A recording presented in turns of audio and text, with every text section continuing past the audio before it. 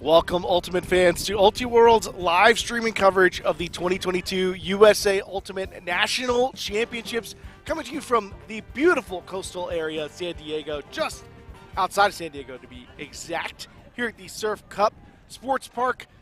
Quarterfinal action, and it is all California in this one. San Francisco Fury taking on San Diego Flipside. I'm Keith Rayner, joined in the booth by Katie Killebrew.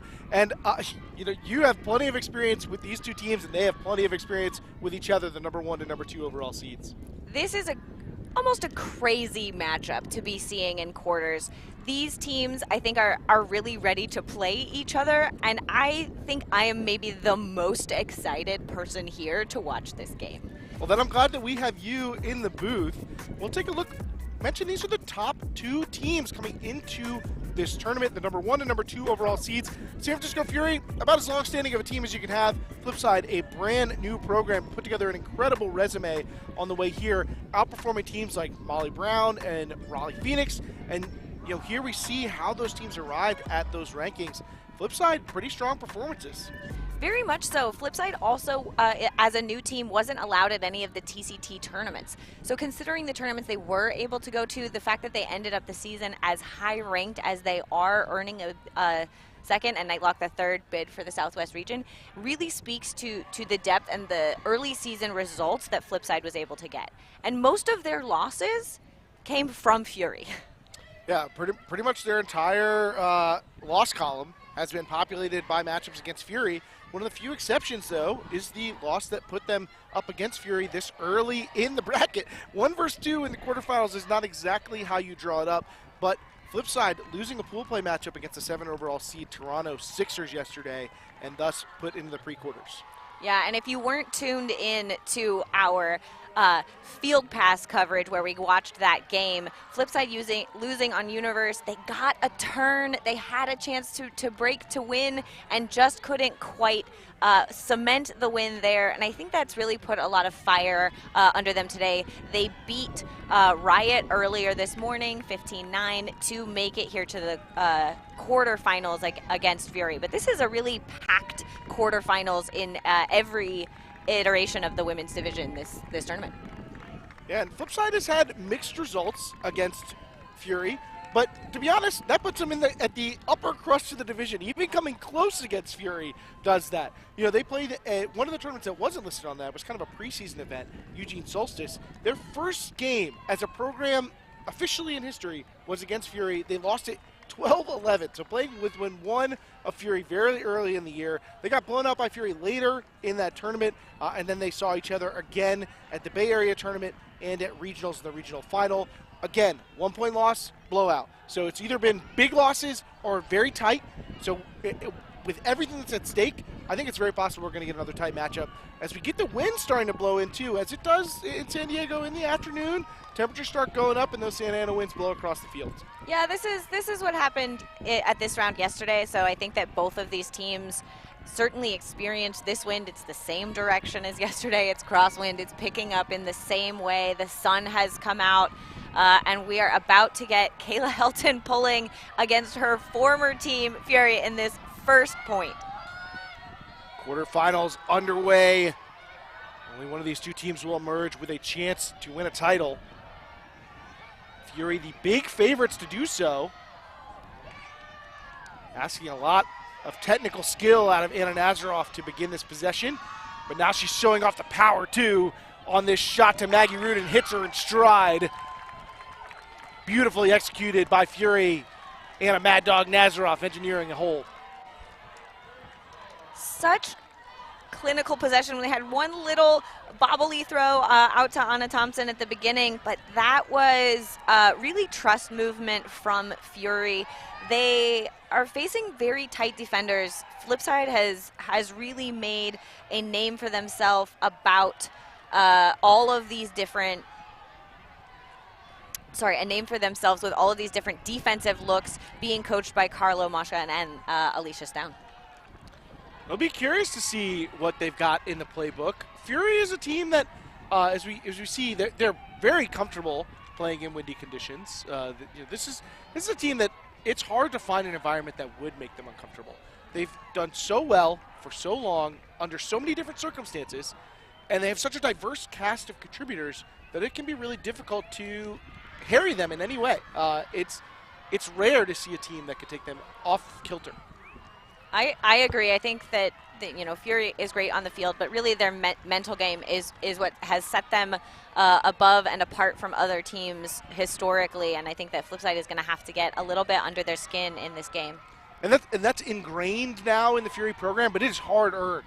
It took a lot of work to make a team so good that you could just be confident every time you step on the field. Kelly Iwamoto takes a reset from Ava Hanna and now sends one looking for Kayla Heldon. Couple of pack of players in the area. Heldon makes the play anyway. And Fury used to seeing that in practice, not in quarters.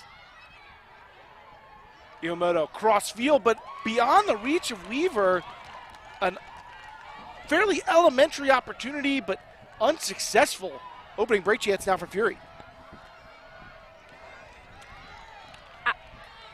And again, maybe they haven't been able to adjust to the win yet with those uncharacteristic drops, or maybe they're just responding to the pressure of this game. The crowd is starting to sock in here. Yeah, this is going to be a different type of game from what these teams have played in San Diego this weekend. Another reset error, this time an exchange between Weaver and Maggie O'Connor. Amel Awad-Karim picks up and gets it over to Carolyn Finney. Side stack from Fury as the disc bounces between players. Opie Payne streaks free against Hannah. Shayla Harris matched up with Ella Mellick. Gets it around and floats it past her. Kirsten Johnson firing one across the field. Not sure if she was able to keep that within its confines. No, observers signaling out of bounds. And this game, this point, I think that Ava Hanna walking slowly up to that disc, even as the observer count down the beginning of that stall count, it is a mental reset here for Flipside.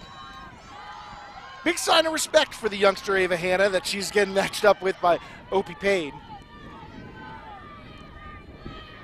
And Ella Mellick with a drop, bounces off the hands, and it'll give great field position to San Francisco.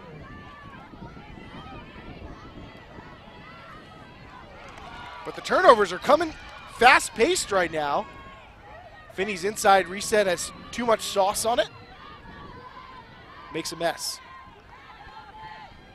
A little bit messy, but I have played with Ava Hanna. She was one of my teammates on Lotus, and I can tell you I do not envy the mark that Opie Payne is going to have to play against all those throws. Soaring backhand from Ella Mellick, looking to target Weaver in the deep space. Nice shot by Weaver to get behind the defender, but the throw too far. Awad-Karim reinitiates quickly. Finney sending one deep for Harris. Ella Mellick trying to chase it down. Does get a touch to it. Just making sure, as that one was right around the sideline, would have required some fantastic footwork from Harris. It's interesting watching the sideline have to walk back and forth, back and forth. Both of these sidelines really active and moving with the play, and they've gone back and forth a lot in this point. Pretty stark contrast in these first two offensive points between the ease of that Fury score going in the same direction and the grind required of Flipside to just try and match the hole. Maggie O'Connor around to Weaver. Ella Mellick uncovered. Fury scrambling to try and reset the marks in time. Weaver underneath.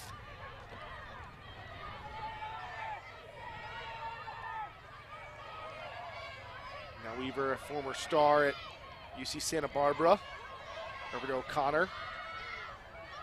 High throw, Ella Mellick reaches into the air for the catch and then gets the short dish to Heldon for the score. So a hard-fought one, but worked the same amount of points as the easy one for Fury. It's 1-1. It is. I almost feel like everyone on the sideline, everyone took a big breath of relief as that was scored. I think everyone here wants it to be a close game, and it felt a little wobbly there in that first point. But eventually, Elimelech coming up with that great grab. This was one of the first grabs here by Kayla Helton over Marika Austin.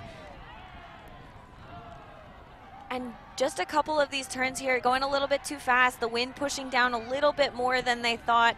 I wouldn't be surprised, honestly, if these teams adjust to the wind very quickly and we stop seeing those things. This is a game I'm actually expecting to come down to small margins. But like this was right on the edge of the end zone. Somebody could have towed that, but Elimelech making sure in that point. This is going to be close at every moment of the disc. Elimelech on the other side and then calmly flipping it to Helton for the score. It was a lot of things happening in that point. There wasn't a lot of those things involved due to Elimelech. A playmaker of little equal.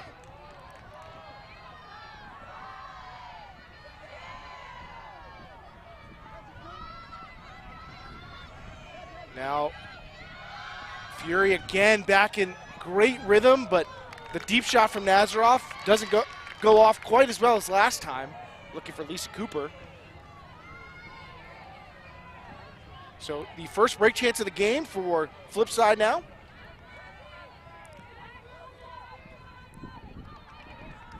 Rebecca Ellis getting ready to bring it in with Nazarov on the mark.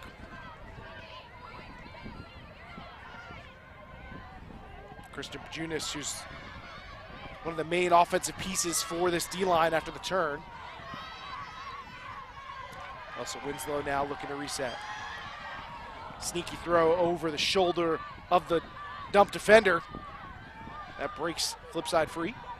I love the Han Chen Pajunas matchup. They were teammates at UCLA. They've played a lot together, and that matchup in the backfield is fun. I wrote a feature article about them as a duo, actually. Heist and Vendetta, as they are known. Vendetta sends a deep shot. Speculative throw out to space, just kind of seeing a lot of open room back there, hoping one of her teammates could get to it. Yeah, that one intended for Cardosa, not able to be reeled in and just sailing a little bit far in this crosswind. As you can imagine with two California teams, a lot of college crossover players who played together and against one another. Stanford, Santa Barbara, San Diego, UCLA, all over these fields. Another hanging shot. And Han Chen bowls into the pile. Takes out a Flipside defender, but not an advantageous position for Fury's offense on that one. No, Igawa was in front there on the disc side. I'm unclear what the discussion is. It looks like Igawa's maybe coming out with an injury after getting a lot of Han Chen on the way down. A foul call? Or just, no, okay, just injured, okay.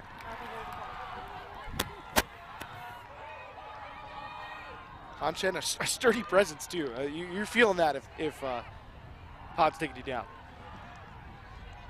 Yes. Kayla Helton checking in for Flipside. Lana Thompson now coming in for Fury. Two highly respected players. I mean, these teams are loaded with talent and accomplished youngsters and veterans. Pajunas underneath. Over to Winslow up the sidelines. High throw for Slattery. Gets over her head. Just not the right edge on that throw from Winslow. Fury's looking to reinitiate play quickly. When they get these turnovers, if they can start a fast break, they go for it. Chen gets the read on that miscue, saves it.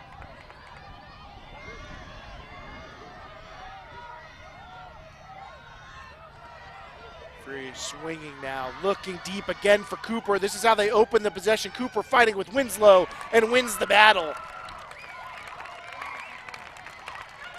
So all holds thus far, but it has felt like a back and forth matchup even in the early goings. Fury 2-1.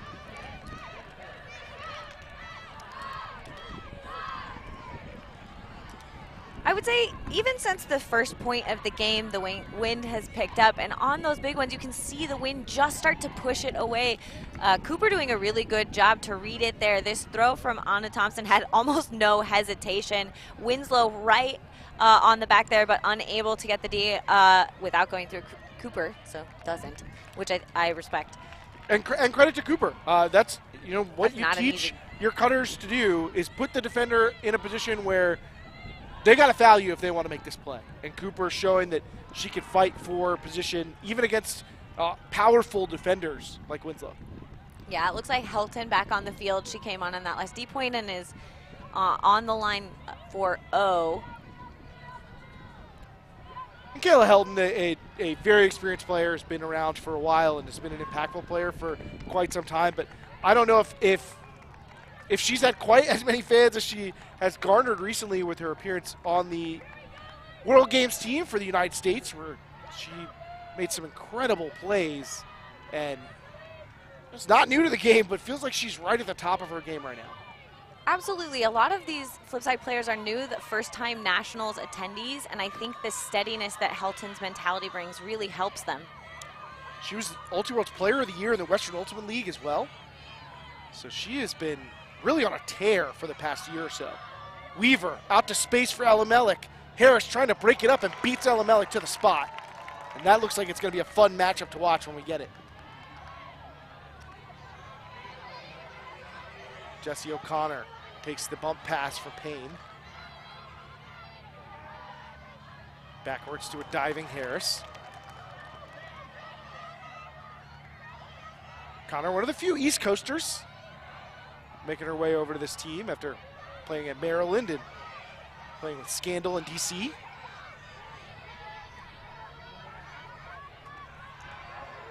There's such tight defense all over the field. That just doesn't make this team uncomfortable. Fury's so used to it, and you can see they navigate it swiftly up the sideline into the end zone for Opie Payne.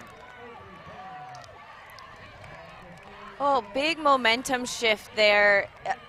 That D-line for Fury really looked confident with it once they got it past the handler defenders of Flipside. Flipside had really tight defense up front initially, really good marks, forcing Fury to lose yards. And after this defensive presence there on Alamelik, it was off to the races there, off to the break side, and Opie Payne going from the handler space up to get the score for the Fury break.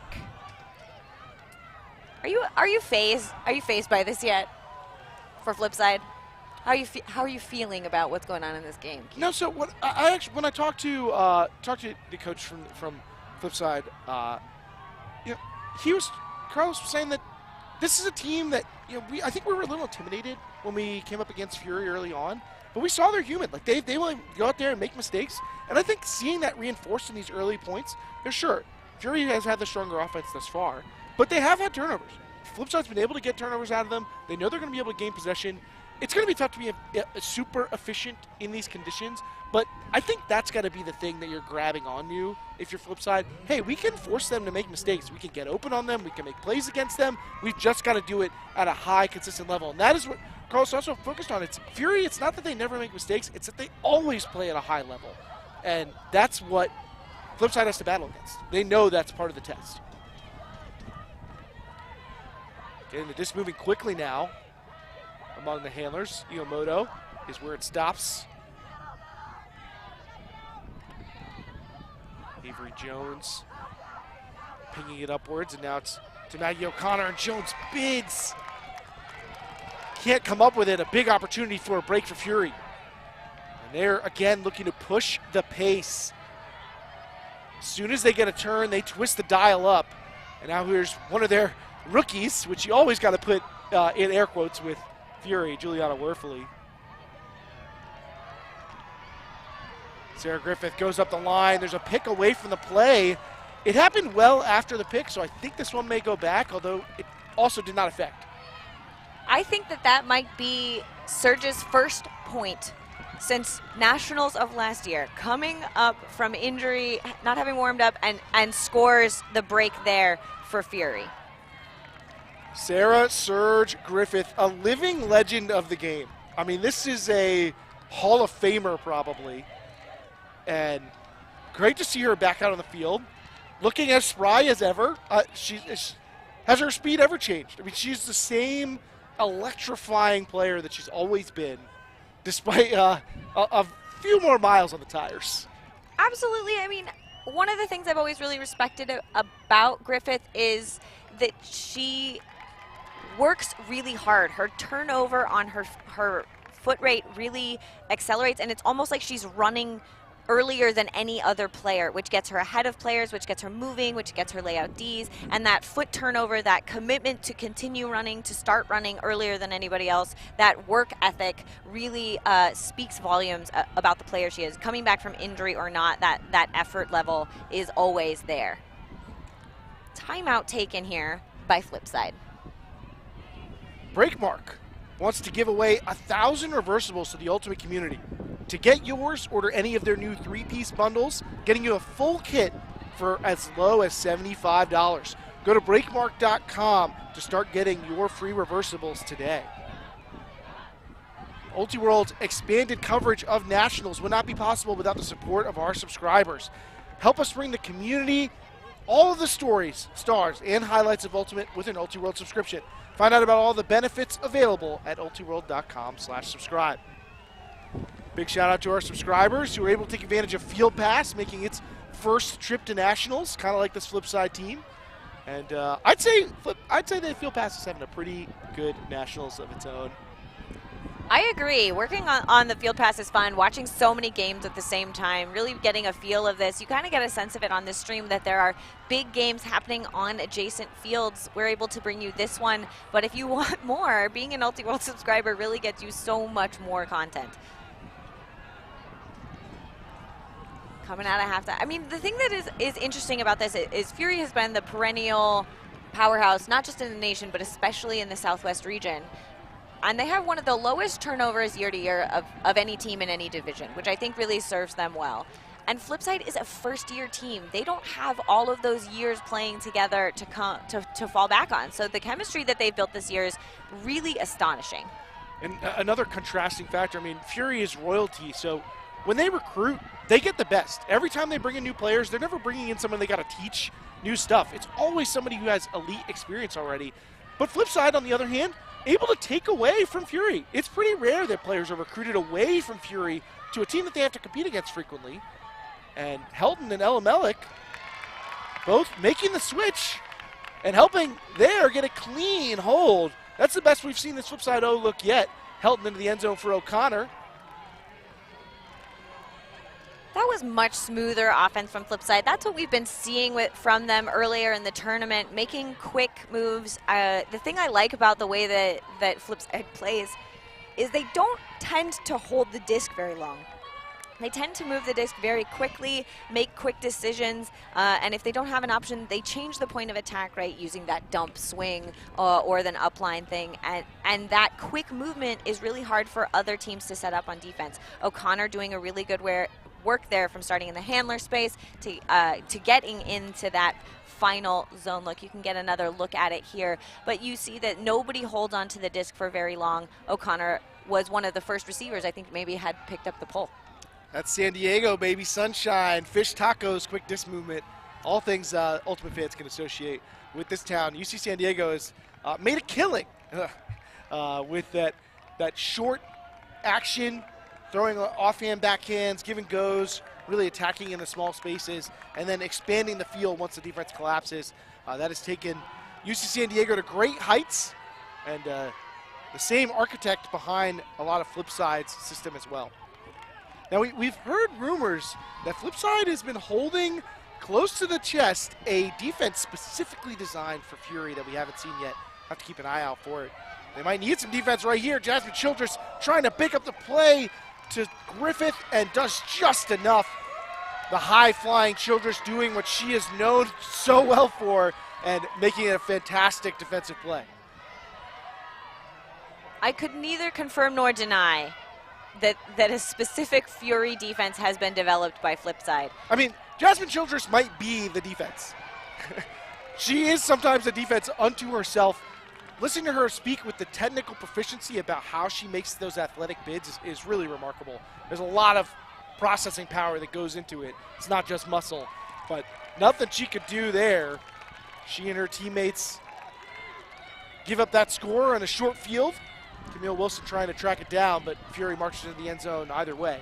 I mean, the defense there was great. It was really a perfect break throw from Nazarov that got the disc off of the line there at a high stall count, not going to the typical place, that backwards around reset, but really lasering directly across the field to the second or even third option. We're going to get another look at this D here. Childress going up, and Griffith just not being able to hang on.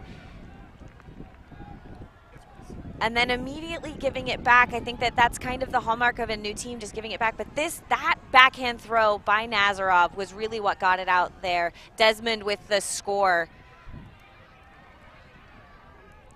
These two teams matching up in quarterfinals, not semifinals like it would have been had they gone to seed.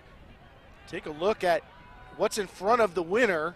They'll take on the victor in Brute Squad and Phoenix, the 4 and 6 seeds.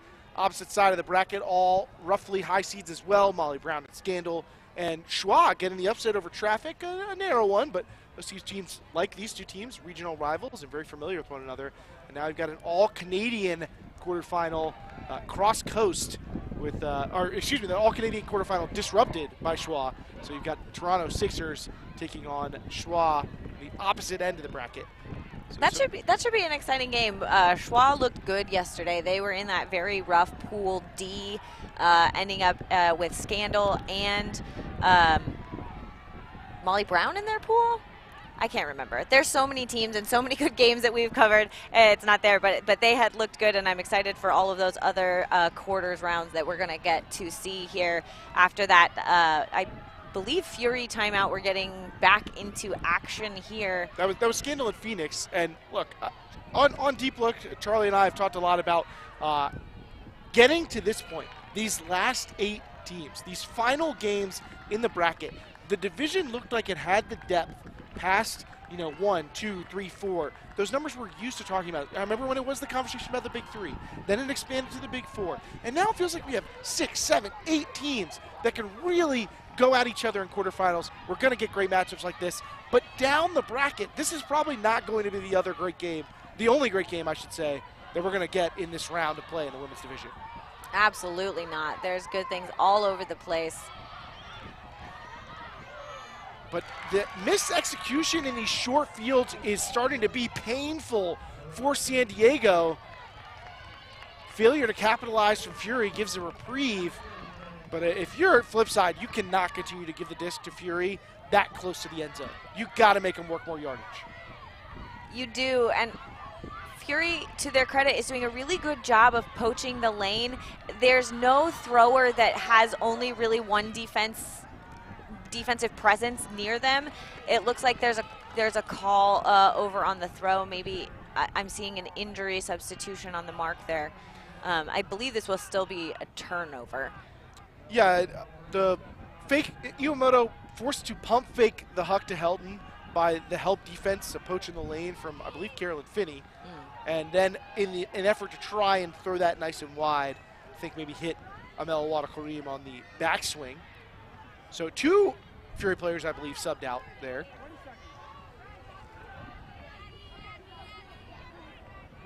Opie Payne and Nancy Sun now on the field for Fury.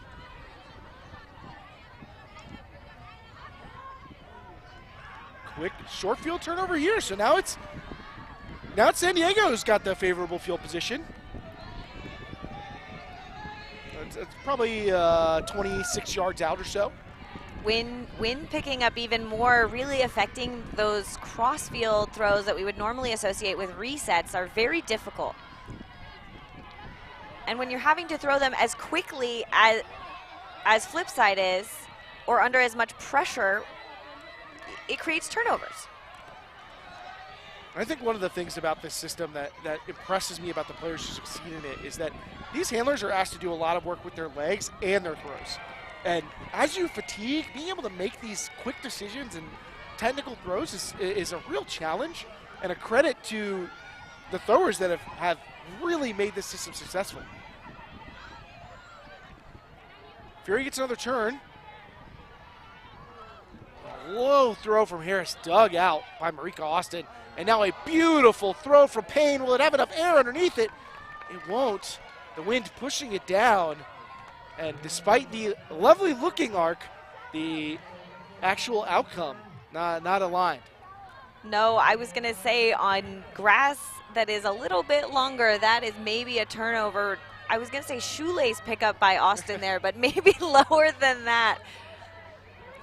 I had to go to a commentator classic, the beautiful turnover. Helton up line to Iwamoto with power position. She winds one up and sends it to Bajunas. Bajunas behind Payne. Payne in a tough position to try and make the read. Bajunas takes advantage. Flipside with a couple of red zone errors. Can they finish this possession? Iwamoto trying to jump it in. Settles for the flip to O'Connor, who gets to the end zone again. Maggie O'Connor figuring in prominently for Flipside's offense. Second score. Maggie O'Connor is such a fun player to watch. She is also a very fun player to play with. I've played with her on multiple teams at this point, and always a player that's looking to find other places to attack. A lefty handler, sometimes she creates interesting matchups for other teams, but I think that in this possession, after this, as you said, beautiful turnover out in front, too far from Finney, we finally saw Flipside moving it. When Flipside gets to move the disc quickly, they make connections. And when Fury makes them hold it longer, that's where we're seeing turnovers come. But Iwamoto and O'Connor played mixed last year with LA Lotus together, so they started that kind of cohesion of their connection on that space. But really, they're finally getting that give and go momentum, that movement that San Diego especially is known for, and you can see Avery Jones there and O'Connor talking about that movement. They work really hard to keep those connections going. O'Connor, a former player with San Francisco Nightlock, so is no stranger to being on teams that are chasing Fury's taillights. I mean, it's the story of the women's division, really. There have been more teams that have knocked off Fury than it used to be. It used to be everybody was just playing catch-up, but you still got to think, if you stack it all up, this is the premier program in the women's division and perhaps into all of Ultimate.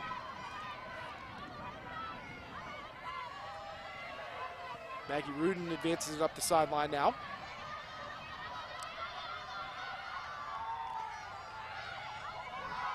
Anna Thompson collects a swing and then sends one to a streaking Michelle McGee, and she skies her teammate for the catch. I think she was maybe reeled in there by Han Chen. Just a little, extra cushion on that landing, a little safety net. That was an interesting angle that Anna Thompson chose to throw that flick, kind of inside, kind of flat in that crosswind. But I think it works well because it's really hard to defend against. In this wind, you're assuming that the disc is going to get pushed that way, and defenders just caught a little bit out of possession. A nice attack from McGee, who's a first-year player with Fury, coming over from Minneapolis Dragon Thrust, playing in the mixed division recently, but is another former Nightlock player.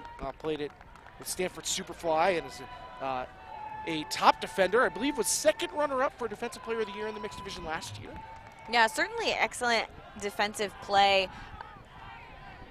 What I would be interested to look at that point again, because at one point Anna Thompson was on this close sideline totally unguarded, and I'm wondering if there were switches or some sort of other defensive look that Flipside is trying to run. If I know Carlo at all, he is going to be tactically working on small increments to try to get turns out of Fury.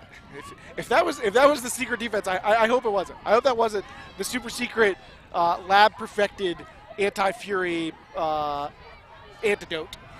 Well, I don't think any defense that you've run out only in practice is perfected.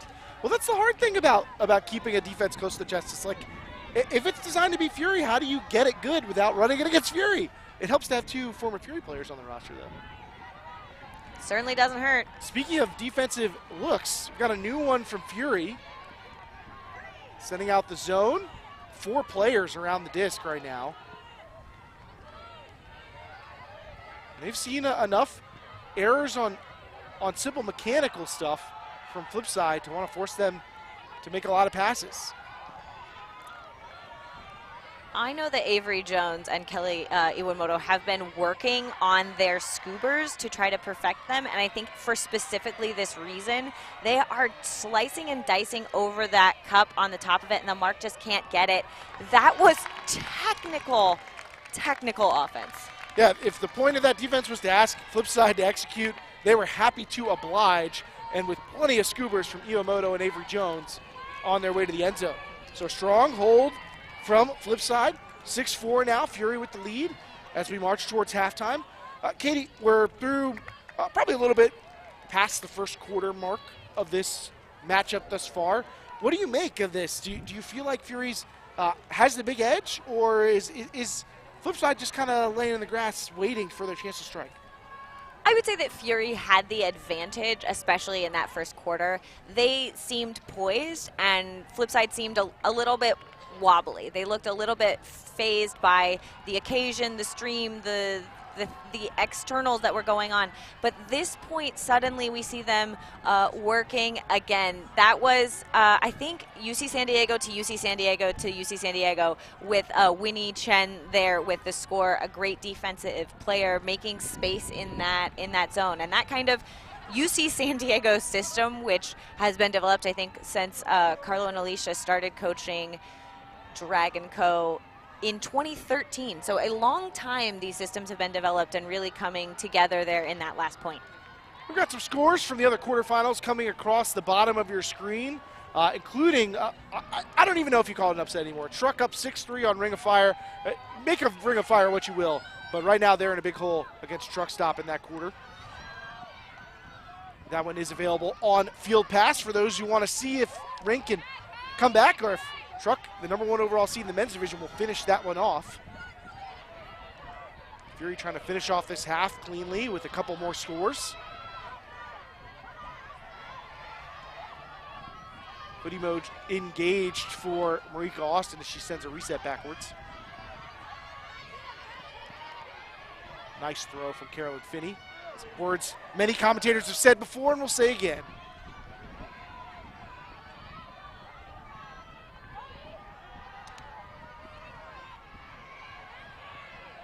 Reset back, and now Finney, an easy dish over to Austin. Nice hold from Fury and a great response to the clean work of the Flipside offense. I love watching Fury play offense. I think I see them get into points where in other games I'd be like, that's going to be a turn, that's going to be there, and they just they calmly find other options. They trust their teammates and keep cutting all the way through every single possession, every time they get the disc. I'm so impressed with the way that they keep moving it and trust each other. They went sideline to sideline. I think every player on the team touched at that point, and that led to a score, even though they had a lot of pressure from that Flipside defense. It was good defense. Again, it's a luxury of being on Fury. I think you could put me on Fury and, A, we would still have a good offense. I mean, those players could carry me, I'm pretty sure. But also, I would have the utmost trust. I've seen nothing but excellence, really, from this team as a whole. And so once you put on that jersey, I think you kind of, the trust is in it. It's woven into the fabric. And that's just a thing very few teams, most teams, I think, really have to earn it. I'm sure Fury would say that, well, I'm overstating the fact. They have to work on their building that trust throughout the season. But I think they have a little bit of a head start over most teams. And again, it is earned. That is something they have built over years. It is not a free privilege. But I do think it's a strength that they make the most of. Pull landed in, and they are trapped back in their own end zone. Jones pressured by Griffith on that reset. Takes issue with the contact. Seems like all players are going to agree. But nervous moments potentially for Flipside. We'll see what their medal is. Helton on stage, upfield. Denied by Sharon Lynn. O'Connor has been one of the most effective players for Flipside through the beginning of this game.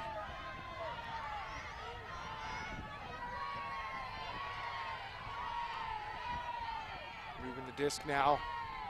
Jones getting frequent touches. Handling that workload comfortably. High throw from Miyamoto, and it just gets over the outstretched hands of the receiver. Leanne Go trying to get up to make that play and just missed it. Former Boston Slow player and another Stanford alum. Just couldn't quite get to that one.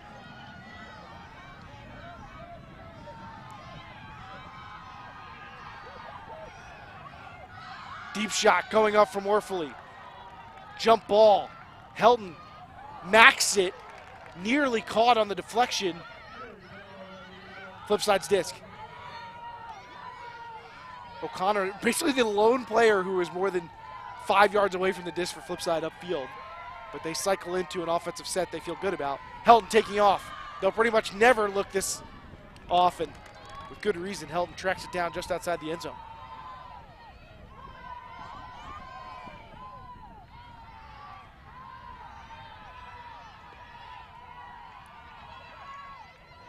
Jones just continuing to absorb touches. Iwamoto frustrated with herself, lets out a cry after sending that disc too wide for O'Connor. And a few red zone errors have really cropped up for Flipside over the course of the first half.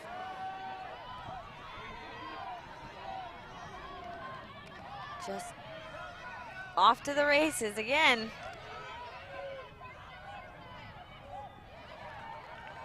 Meade toes the line there.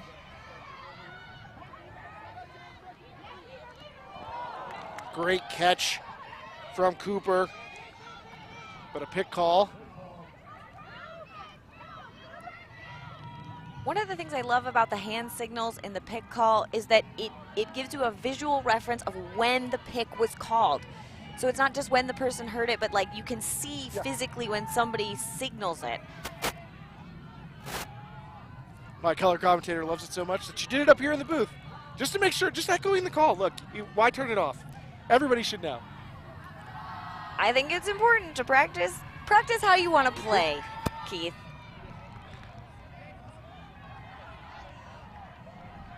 Worfully, the Brute Squad transplant. Getting ready to check in, covered by O'Connor.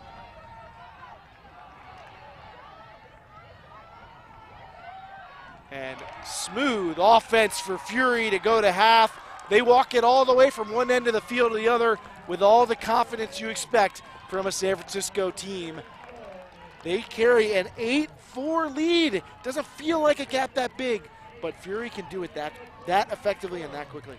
And that's the danger of Fury. Anytime you give them the disc, there's no guarantee that they're going to give it back to you. It can be windy, it can be raining, it can be all sorts of pressure, but they absolutely masterfully take care of the disc when they get it, and that's why they're up in this game. Anna Thompson, the former AMP star, has built quite a reputation in the women's division, joining Fury. She's been a part of leading this team to this 8-4 advantage. Fury on top. Can they finish off Flipside?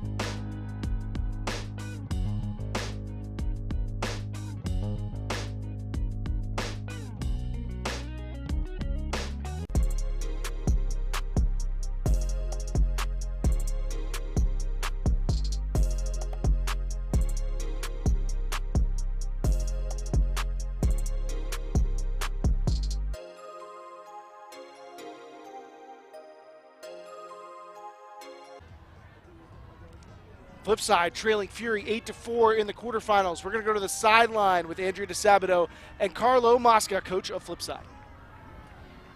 here with the coach of Flipside, Carlo. We know that you want to get back to your team because halftime is short, but what do you think the message is going into the second half against this Fury team? I think just playing hard. I like our intensity. We've had a couple miscues that we've kind of self-inflicted, so I think if we can clean up our offense and keep staying aggressive on defense, we'll be good. The deep looks have been great for both teams, taking a lot of shots. Is that what you came in here to do, or how did you set the tone? Was it like, we'll take a mix of deep and unders? What was the strategy around like throwing decisions? And yeah, I think you just got to take what's available, and they're very good at taking away those unders, so we're looking for deep, and I mean vice versa, we're also trying to take away their unders, so they're also looking for deeps, and they've connected with a couple more than we have. You had a really close regional final, taking them to Universe. What do you think got you in that game to be right with them step for step the whole way? Yeah, just playing hard and making completions. You know, it's one mistake during a point will kill you against teams like this. Great, thanks so much. Yeah. Back to you. Great to hear from Mosca. He's got a lot of work ahead for Flipside as they try and make a comeback and see if they can keep their season alive. They've got a lot of work to do against Fury. There is a place where we are us at our best. A place where everyone is welcome. Regardless of age, shape, skin color, or anything else that tries to box people in. A place where we defy the odds, defy the naysayers, And even defy gravity. A place where it's accepted that success doesn't belong to the faint-hearted. It belongs to the brave, to the determined. A place that knows grit, knows grace, knows bright lights, and knows empty bleachers. a place where we remember to laugh, Where we learn to trust. Learn to high-five strangers. And eventually, even learn to fly. a place where character, community, and competition Are all as balanced as a disc in flight. That place isn't in a stadium or on a field. That place is in the spirit of our players. Because we don't just play Ultimate, we live Ultimate.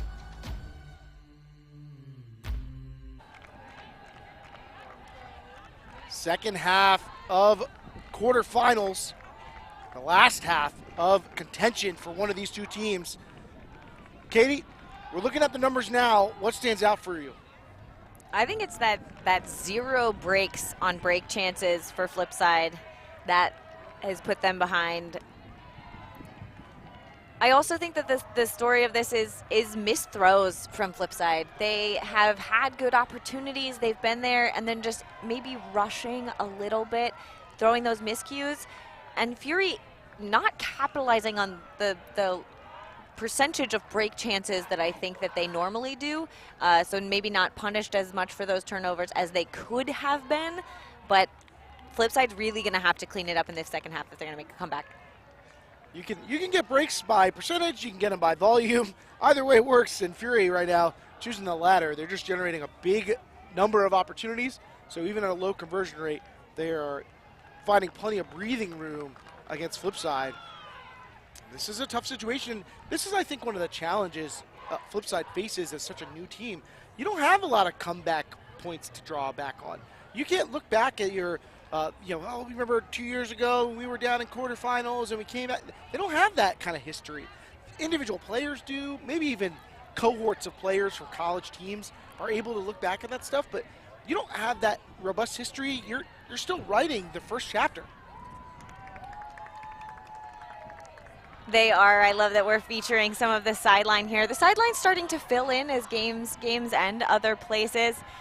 This Flipside team, even though they've been a first team, I don't think that you would know it from the amount of swag that they have in terms of both their swagger on the field and also the amount of gear that they have that says Flipside. They went full in. I don't think I've seen a team on the field that has quite as much hair dye, coordinated outfits, sideline support, all sorts of stuff like that. I really like the way that they've full on committed to this team. I think the blue might be a little more teal than I would expect, but otherwise I would call this the Miami Vice color scheme too. The pink, the kind of electric pink and blue on black. Very in. People love this. It's been popular for, I don't know, 8 years or so. And they are rife with it. Looks good. I like it. We're going to see Flipside starting on offense here, and they're definitely going to want to have this hold as they go back. One of the things we actually haven't talked about for Fury is they have a big sideline, but they aren't running as many players deep as they usually do. No, you still say this is a deep team because they use so many different players. I mean, they have a pretty balanced rotation, and players aren't really O-line or D-line, but they're definitely short on numbers overall. Injuries have taken away from an already modest roster. They don't take a big roster because the rigors of Fury are pretty demanding. They're going to demand a lot of Flipside if Flipside wants to get back into this game. I mean, this is the type of lead you don't see Fury mess around with very often.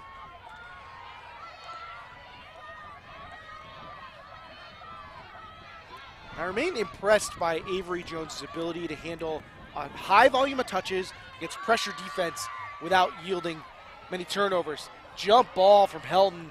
Elamelik battling with Griffith, but has the height advantage and makes great use of it. And that's a clean hold. Helton to Elamelik is definitely what they've done before. It's what they fell back on in this point. I think the difference in this point coming out of half that we saw is they had a lot of resets. They had to move the disc laterally a lot of times before they finally had that deep option open up. And we saw them turn it in earlier iterations, but not on this one. This going up from Helton, sitting in the wind, almost floating, finding it underneath, and then high pointing it was Elamelik with pressure from Griffith. And that's the beauty of having players like Kale Helton and Dean Elamelik is sometimes you don't even have to execute that well. They'll just score the point for you. And yeah, Jones did some great work, but most teams don't have the luxury to be able to throw an otherwise underwhelming throw and be pretty confident they're still going to get the completion out of it. Elamelik certainly will shift the percentages on a 50-50 pretty quickly. She is a fun receiver to throw to. I will certainly tell you that. She makes their thrower look good more often than maybe they should. But sometimes you need those W's. You need those points. They all count the same, as we've said before. But that one brings Flipside back within 3. I'm sold. Where do I sign up? I too would like to throw to Dean Elamelik. Got to boost your completion percentage. Thompson fields the pull and centers to McGee.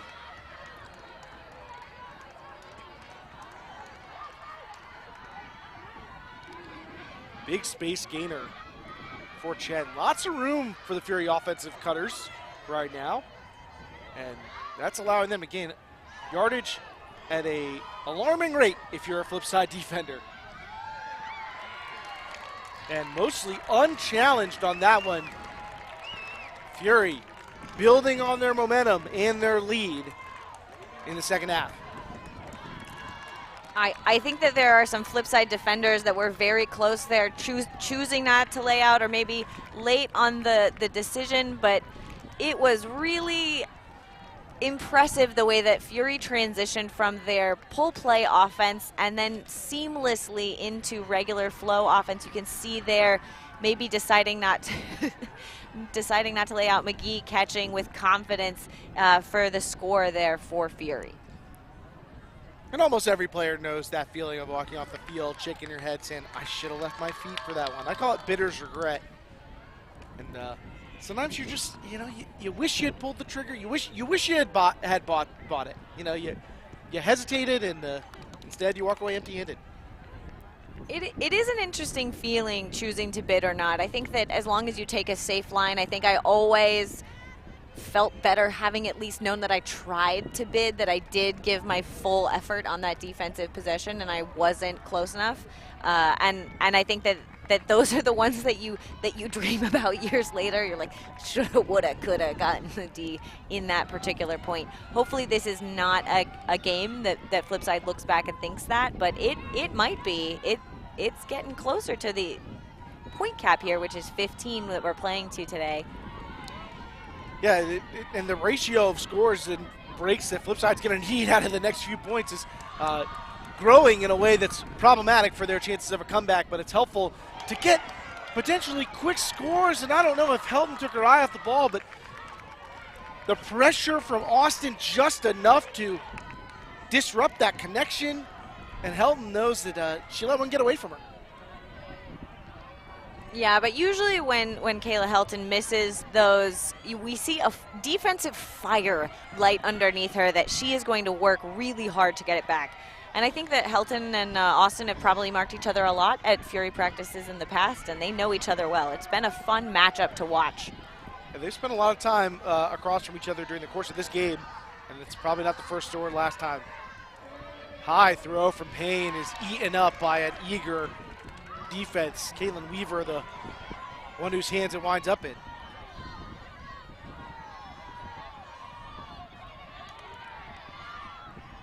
Weaver and Iwamoto advancing it to Jones on the open side sideline.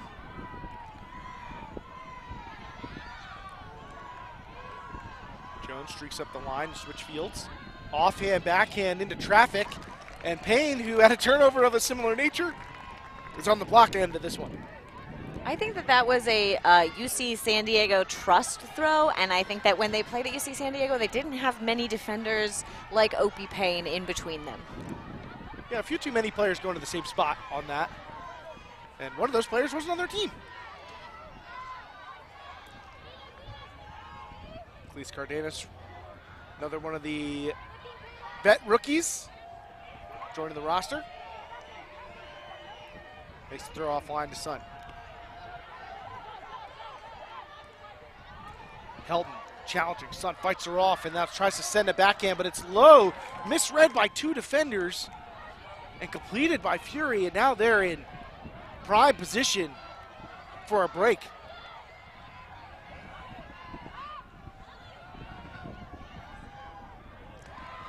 That's cool, calm, and collected into the end zone for Fury. And the biggest gap we've seen in this game, Sun getting involved. Sun is certainly not a rookie for this team, but I think the least rookie of any player, like maybe in this division. I don't have a total stat for that, but I agree with your assessment. Austin made a great cut there. We're getting another look at the turnover. Ella Mellick out here to Helton. Austin in pursuit. Just misread. Maybe the wind pushed it a little bit. It was really hard to tell here. This is a great high point from Caitlin Weaver for the D, and this was just a little bit too much trust in her teammates from Avery Jones. Marika Austin read that so well from Nancy Sun, and then you can see that around break. Nancy Sun just puts herself in a position all of the time, and I think that defenders underestimate her very often to their detriment. I don't know if Helton's one of those defenders, but yeah, I do think you're right. She's snuck up on plenty of people, and sure, that huck was basically just bad enough to be good. Worked out perfectly. You know, Sun's been playing as long as some of the people listening to this broadcast have been alive, and yeah, maybe that's just a seasoned veteran move, throw the low line drive. You get some benefit of the doubt at this point. Yeah, I like just bad enough to be good as a call on a throw. I've thrown a few of those in my time. I think we all have. Ella Mellick shakes free of Desmond, but nice job on the mark by Griffith. Keep it from going up. Griffith jumping the lane on Maggie O'Connor, and a foul call, however, may change the outcome of this one.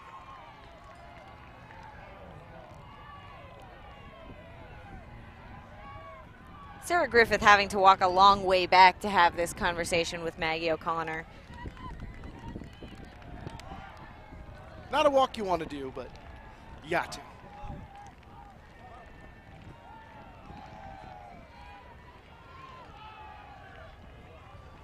Hard to see from those angles exactly where contact was initiated and who had position where.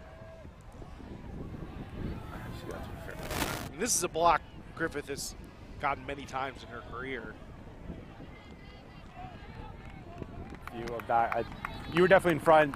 I couldn't see any contact, or I didn't have the view to see contact if it happened. Okay. So we're going to contest and send that back. Okay. Sorry.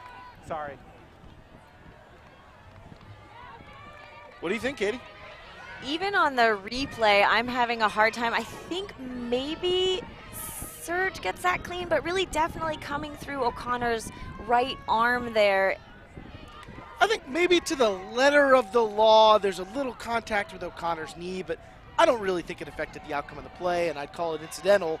I think Surge had that disc pretty locked up once she made the bid on it. So by my eyes, I think it's a clean ball. It just stays with Flipside. Now back in the hands of O'Connor, who sends it ahead to Weaver.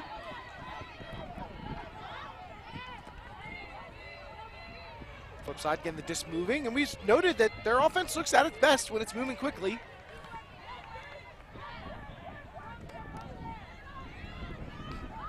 Ella Melick squeezes it, continue through, and it's bobbled by Helton. Takes 3 or 4 tries, but comes up with the catch on her back for the score, and Flipside needed that hold. They definitely needed that hold. The emotional energy felt a little fractured when that D happened from Griffith. Helton doing good to corral that maybe disc. We're getting another look here at Helton's impact on this game. Yeah, Helton with a pair of goals, a pair of assists, and a lot more. It's been, I think, has a certain gravity that few other players on this field have right now. The defense has to dedicate a lot of attention to her, and despite that defensive attention, she's still able to pile up stats.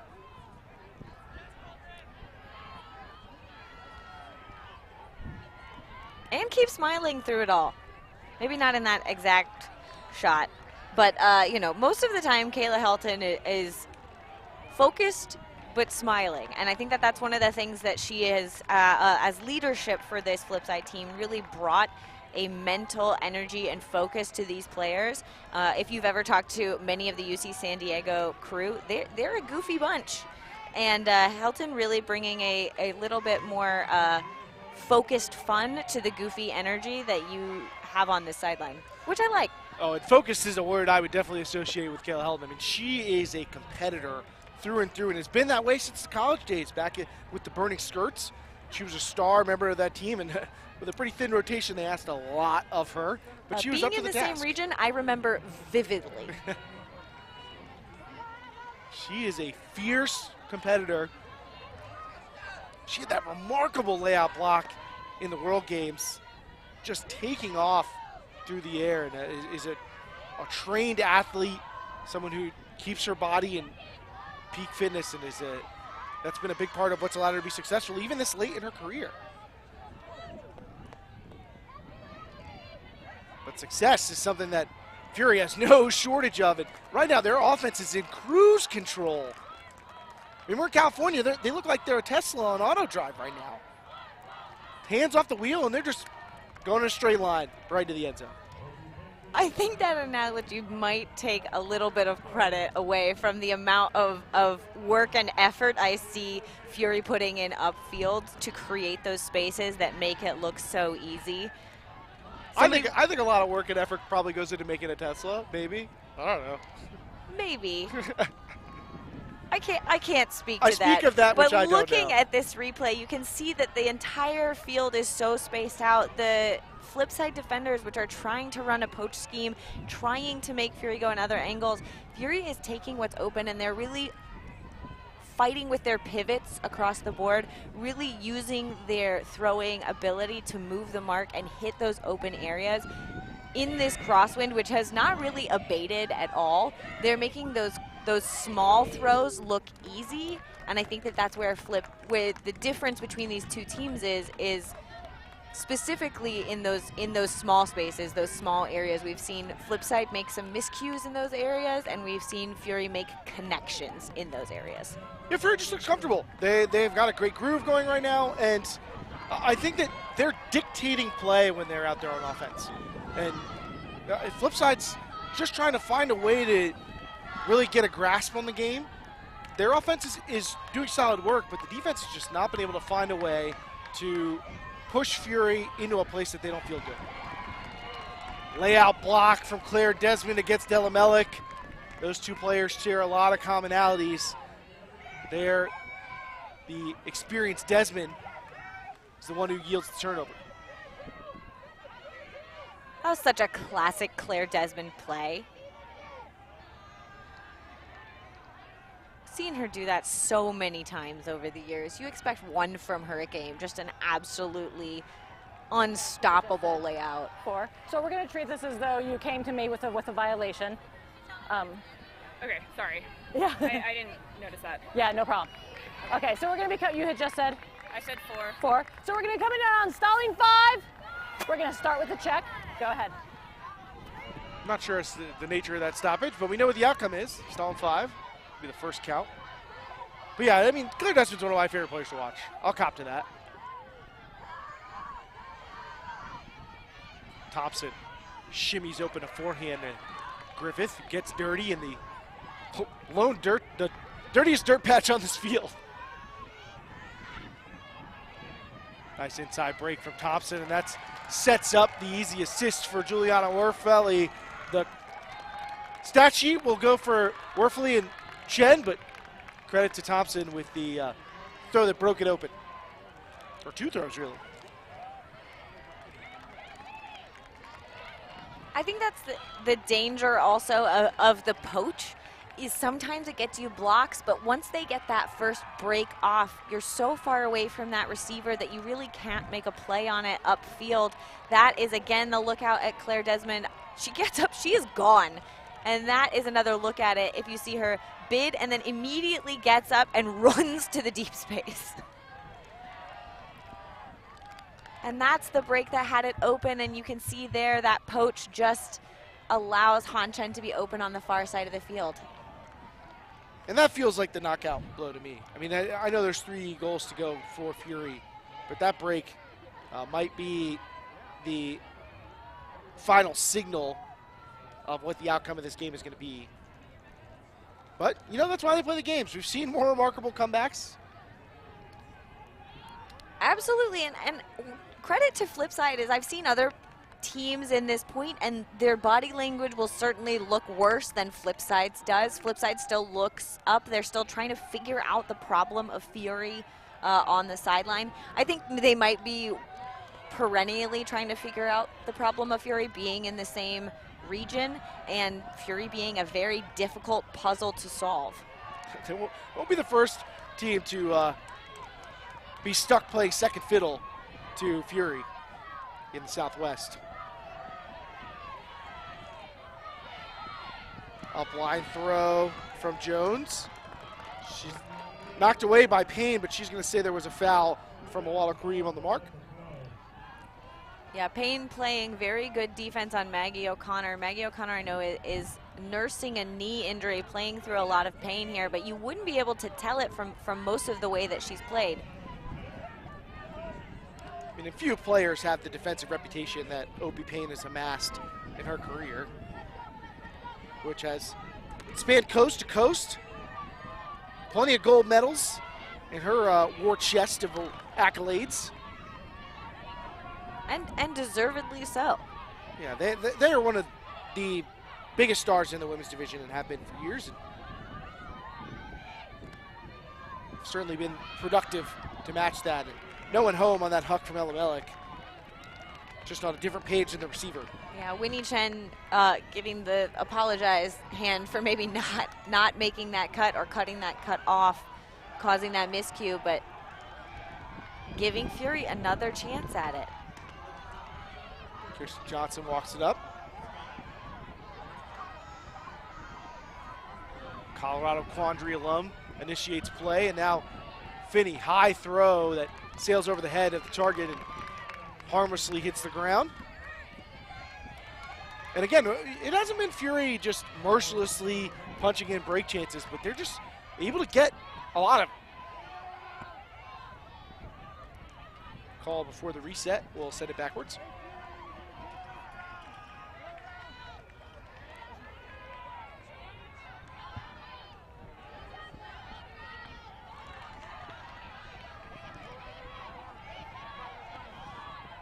Weaver slides into a catch. And a miscommunication, but saved by Iwamoto.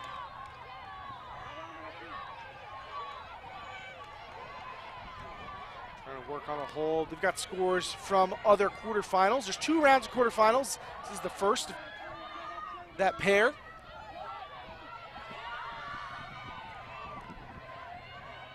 High throw. Desperation for Iwamoto, intercepted by Johnson.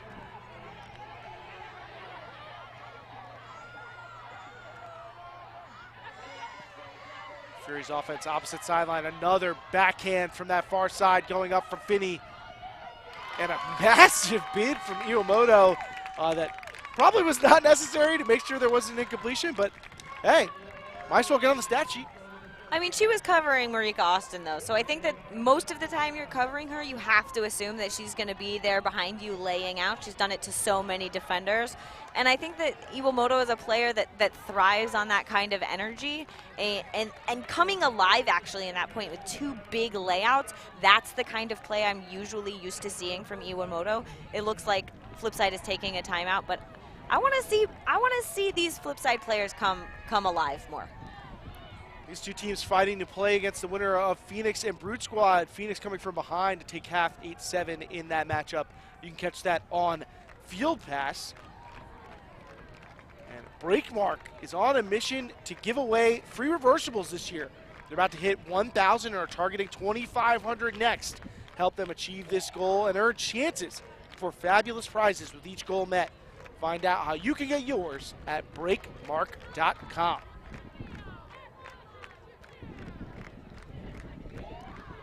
Massive layouts, soaring skies, and shock upsets. See and hear about it all from every major Ultimate tournament without having to sleep on a hotel room floor. An Ultiworld subscription gives fans a direct line to all of the biggest Ultimate events. No sleeping bag required. Get connected at ultiworld.com/subscribe. I don't envy Flipside coming out of this timeout, having to pick up on your own end zone line, being down by 6. Oh, and you know you're just playing Fury. Yeah, small beans, that one. But coming out of this timeout is always a difficult place, this static position. You can imagine they're looking for Kayla Helton. She and Ella Melik trying to free themselves up in the middle. The resets are taking over. Ella Melik trying to set up deep cuts, drawing double coverage. That frees up some of this handler movement. Iwamoto glad to take it. Now she sends one, looking for Helton. If she can stay in bounds, she tiptoes on the sideline for the completion. Sending one, and that's a beautifully weighted throw from Helton. Outside in, forehand back to the middle of the field. Jones hauls it in for the score, and Flipside makes the most of the opportunity, takes the timeout, and comes out firing with a hole. That was really good poise coming out of the timeout, really connecting with each other, moving the disc quickly. They moved it up this open sideline and then finally punched it back across the field for that score. Iwamoto with this throw out to Helton. Helton tracking it down. You can see right there looking at the line as she caught it. And then this focus, putting that out, that's an upwind forehand right into the breadbasket for Jones, who make a great rush up the field to be in position for that. That was 2 tough consecutive throws. The outside in backhand huck from Iwamoto on the downwind sideline. You know, being able to keep that disc on the field but also catchable is a tough task. Iwamoto able to manage it with the help of a nice reception from Helton. And then, like you said, Helton fighting upwind with still trying to keep edge and pace on it. Yeah, I would love to be a fly on the wall between the conversations between Kayla Helton and Alicia Stown. Both coaches, they were both a part of San Diego Super Bloom this year on the coaching staff, and Kayla Helton also coaching on the men's side in the AUDL. And those conversations are exacting. They're constantly looking to improve, and I think that kind of leadership in a team bodes well for Flipside's future. Well, certainly some of the characteristics that I think have helped this Flipside team hit the ground running as a new program, having that kind of leadership and experience. valuable. And here's a new look from Flipside. You see some downfield poaching, and it quickly gets a turn. Christian Pajunas intercepts. Handlers bouncing around as the offense transitions into its stack setup. Pajunas sending a deep shot up. We've seen their defense have trouble connecting on those types of looks. I believe that's 0 for 4 now for break chances for Flipside. And I think that specific throw from Pajunas has happened before, trying to put a backhand out into space, a little bit too much OI on it, and just getting pushed away from the receiver. Not just the same throw, but I think the same receiver too. I think probably maybe targeting Cardoso on the last one as well. So back, however, a chance to transition into the set that they're running, although it looks like they're now just going into an even matchup from it. You hear the sideline counting. Nazarov power position. Uses that to attack the middle. And Fury is off and running right now. The disc moving quickly to from open target to open target, and it concludes the same way it advanced. Chen, easy option for Nazarov, and Nazarov sinks it for 13-7. That was such a nice throw from Han Chen. Also, Nazarov doing a really good job to get open. I think that Cardoso almost stepped on a bird there. The bird's in the back of that end zone, really settling into that dirt patch. But going back to Fury, Nazarov there pushing up from the handler space to be open on the far side for that goal. Really reaching up and snatching it out of the air here. Great work there from Nazarov. I don't know what the rules say if a bird interferes with play. I also don't know what that would be. But hopefully maybe if you crushed a bird, they would send it back. Foul on the bird? Foul on the bird.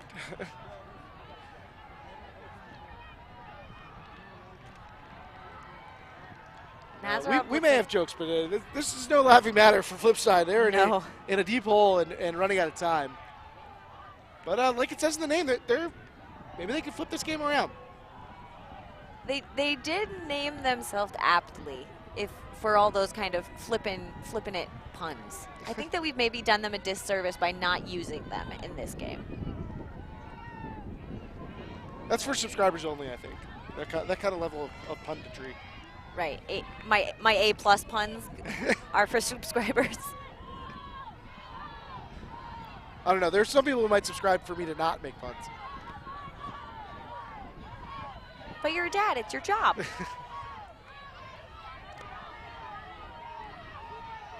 Weaver in the middle. And Weaver, I think, has had a strong outing. I think she's been one of the top performers for Flipside, although not able to help out with that one. Oh, O'Connor on O'Connor there. Jessie O'Connor coming up with the D, being defended now by her sister, Maggie O'Connor. Deep shot. Looking for Danya Ajari, but snatched away by Weaver. Player's known for her offensive capabilities, showing off some defensive play as well. Well, when you play for UC Santa Barbara and you have to play every point, you get used to playing it all. Now some quick disc movement from Flipside. They've got to feel in their zone when they see that going on. And credit to Fury's defense. They have kept Ava Hanna very quiet in this game. Weaver trying to set him up for Helton, but that does not have the edge on it Helton needs. And Payne deflects that. It starts to leave. I think not realizing that she may have given that enough air for Helton to catch up, but fortunate that they did not knock it where Helton could get to it. A little bit less of a knock, and I think that Kayla Helton lays out for a score there, which would have electrified us. And again, another poach look from Flipside. Not sure if Helton's just being a free agent here or if it was the plan, but now a free run for Fury advances them into the red zone. Waddle Kareem, inside break for Sun.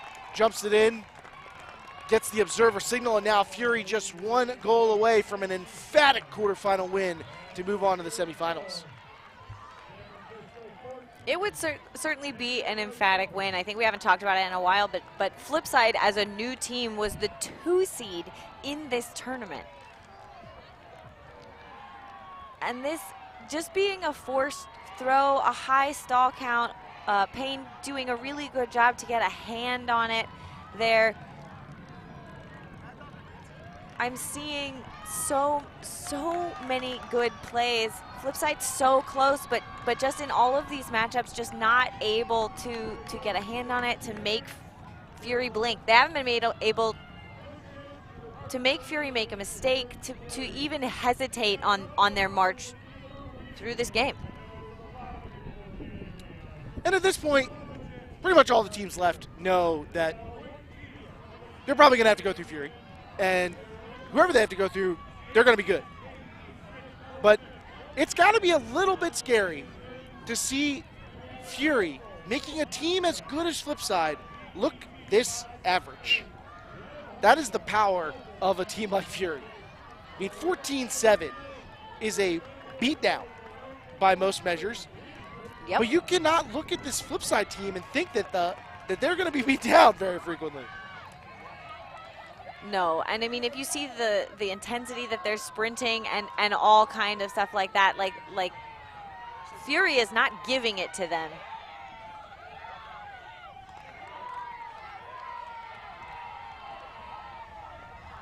And barring a shocking turn of events, Fury will advance to play the winner of Phoenix and Brute Squad. Brute Squad just scoring to go up 10-9 in the second half. Again, you can watch that on Ultiworld's Field Pass with a subscription. Deep shot from Jones, high stall, so not sure if she had any other options. Helton and Elamelic can't get the read on it together. It's Sharon Lynn. Really weird wind gust in the middle of that throw. Lynn, perhaps the most diminutive of the 4 players in the area, but had the best line on it. And has great hops, always has. Mm-hmm. Worfley up to Desmond. Fury with a chance to end it. Just to put the final punctuation on this dominant semifinal performance. Low throw. Can't be saved by Cooper.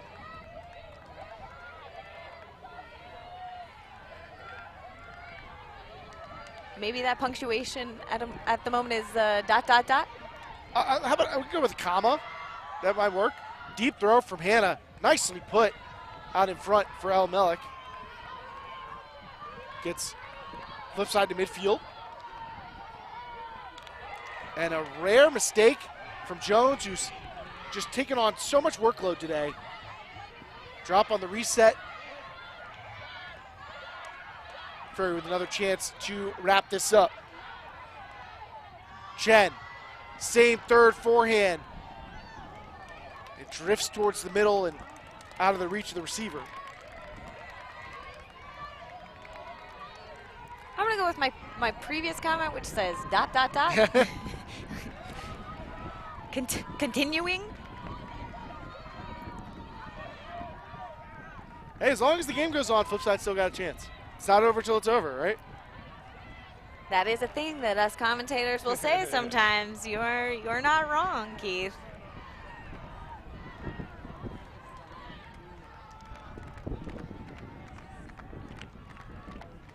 So timeout. We've seen this before from Flipside. They take the timeout on their own goal line, but it worked pretty well last time. They had a great offensive possession coming out of the break. And Fury, though, has really built a big lead behind some of the top performers on this team, including Octavia Opie Payne. They're living up to the reputation as one of the most explosive players in the division.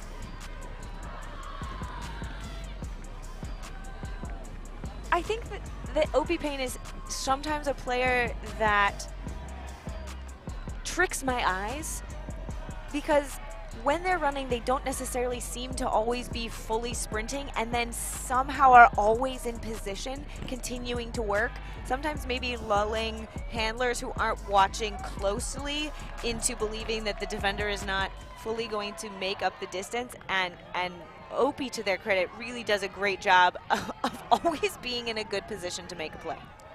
I mean, I may sound like a broken record, but I mean, this is a defining player of this generation. And there's more than one of them on this Fury roster.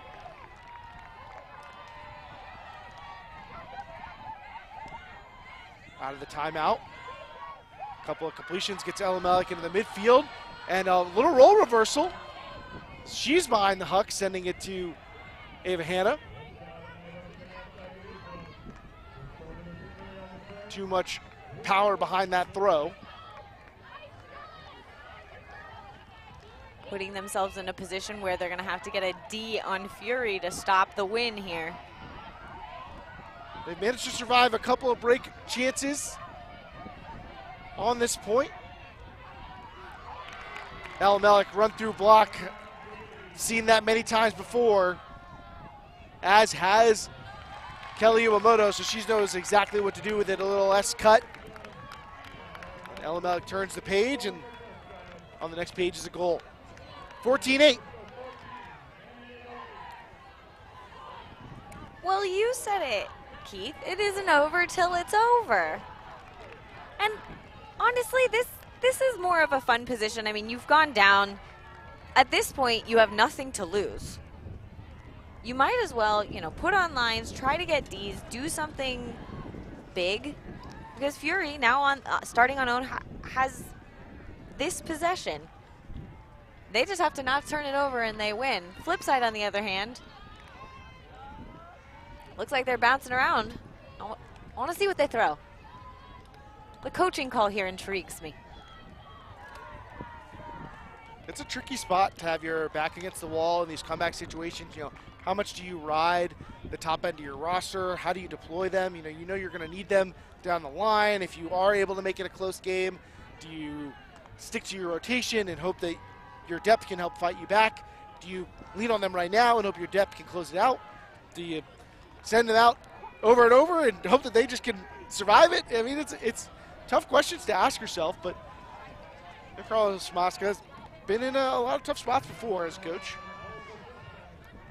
It would take a miracle, but one of my favorite quotes is from the Watchmen. Miracle by very definition is meaningless. Only that which can happen does happen. What can happen right there is a Kayla held an interception, and it does. Gina Schumacher getting a touch.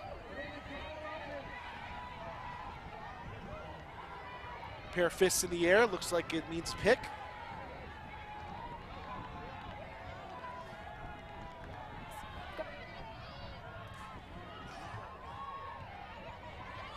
Schumacher takes the reset to Helton.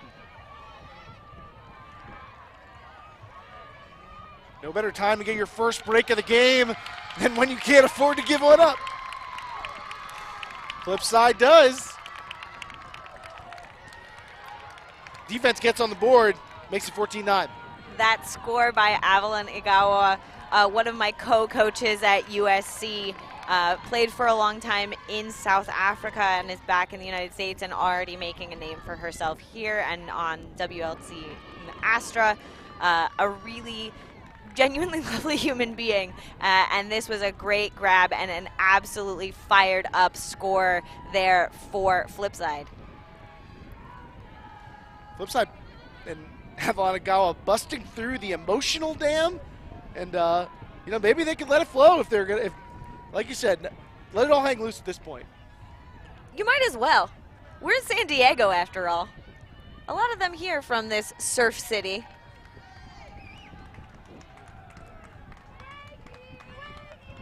I'd love to make a surfing analogy, but I couldn't tell you the first thing about surfing. Well, then I'm glad that you decided to talk about it instead of actually just making it. But that's fine. That's fine. We still have the wind. We have an exciting play starting here. Fury trying to keep possession to end this game. Brute Squad still holding that 1-goal lead over in the other quarterfinal that's on the same side of this bracket. They're up 11-10 against Raleigh Phoenix. That game is available for subscribers on Field Pass, among others, as well as a whole nother slate of quarterfinals coming up. Phoenix, of course, the team that was felled in dramatic fashion by Fury in semifinals last season. Speaking of drama, there's a little bit brewing here as Fury with the midfield reset turn is going to give Flipside a great position. I don't know if Pajunas got a piece of that, but causing a misthrow there.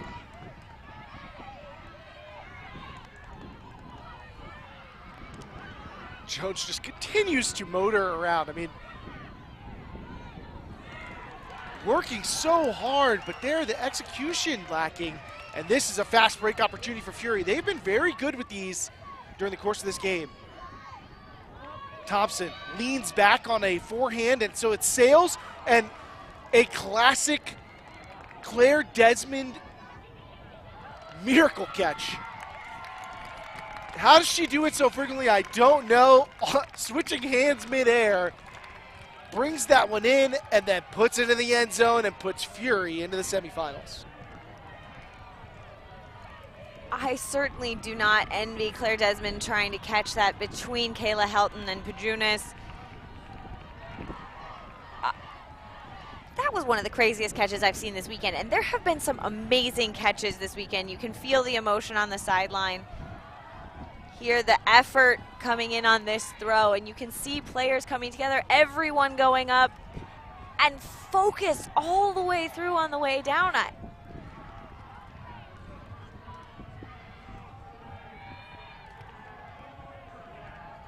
That's Desi for you. That is Desi for you right there.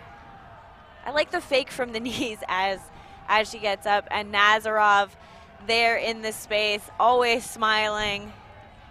These two programs are both being from the same region, coming together many times this season. I'm sure that this is not the result that Flipside wanted to end their run here at College Nationals, but for a first-year team developing all these systems, really making, I think, a good showing, but not certainly as good as the one that they wanted to. Yeah, I think they'll be proud of what they accomplished this season, but I think they know they could have put up a better fight against Fury in this defining match. And, you know, if you're even letting your mind wander, you start to wonder, what if we could have taken that game against Sixers? Could have pushed this one further down the line, had a chance to play that much longer together in contention. But they will settle for a consolation prize. Fury advancing, and not that you needed any more reason to, but fear the fist. Fury looking really just fantastic, as you would expect from them. As we take a look at the bracket, Brute Squad pushing that lead out to 2 against Phoenix. That is a surprising result, given the way that these two teams played over the past 6 months or so. And on the other side of the bracket, in the next round of quarterfinals, we have Molly Brown and Scandal and Schwa and Sixers. So in just a couple hours, we will know the final 4 in all 3 divisions, including in the women's division, who will be contending tomorrow for a title.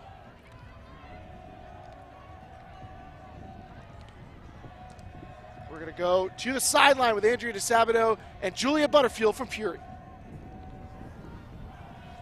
Here with Julia Butterfield, who was sidelined this season, unfortunately, with a torn ACL, but has been a part of the ride the whole way. So I know you're playing this team after a really tight Universe win at Regionals. What was some of the dialogue coming into this game today, this morning? Yeah, we were really focused on trying to take away their deep game. They are really powerful, especially on their pull plays, coming out and hitting those deep shots to Kayla and Dina. So we worked on a strategy where we backed everybody for the first couple passes and then flipped to fronting everybody to try to push their handlers back and separate the cutters and the handlers. I liked it. I also saw there was a little bit of a zone junk look. What determined that, or what was that to try and do? Same thing? Yeah, we usually throw our zones just kind of to change up the pacing. So it's not necessarily like for a specific team or if something is working, but more just like, okay, they're getting into a rhythm of how we're playing defense, so let's just mix it up and throw them out of that. And then when we throw our aggressive person on the next point, you know, maybe they've gotten lulled into the zone offense. Awesome. Yeah, it seems the throws both ways. No one was afraid to be taking the deep looks, the deep cuts. Was that part of the game plan offensively? Like, we will take these, we will aggressively attack, or was it just kind of like play and flow?